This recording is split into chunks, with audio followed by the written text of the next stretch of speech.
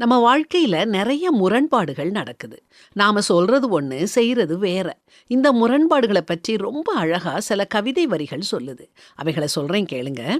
"வெரண்டாவிலேயே இருந்த வயதான தந்தை, இறந்த பின் ஹாலுக்குள் வந்தார் புகைப்படமாய்.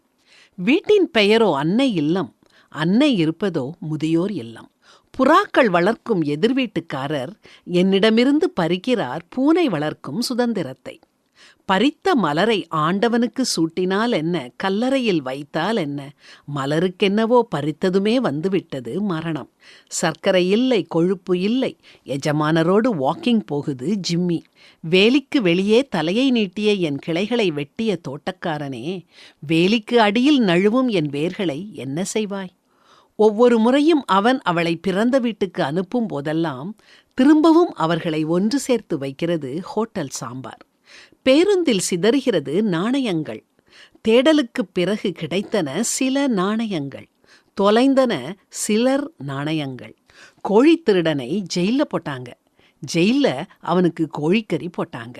ஒருவருடைய எண்ணங்கள் 2 திசைகள்ல சிதறி இருக்கிறத இருமனம்னு வேதாகமம் குறிப்பிடுது. இருமனம் உள்ளவன் தன் வழிகளிலெல்லாம் நிலையற்றவனாய் இருக்கிறான் அப்படின்னு வேதாகமத்துல வாசிக்கிறோம். இது உள்மன போராட்டம். இவங்க தீர்மானம் எடுக்க தயங்குவாங்க. எந்த வழியை தேர்ந்தெடுக்கணும்னு இவங்களுக்கு தெரியாது.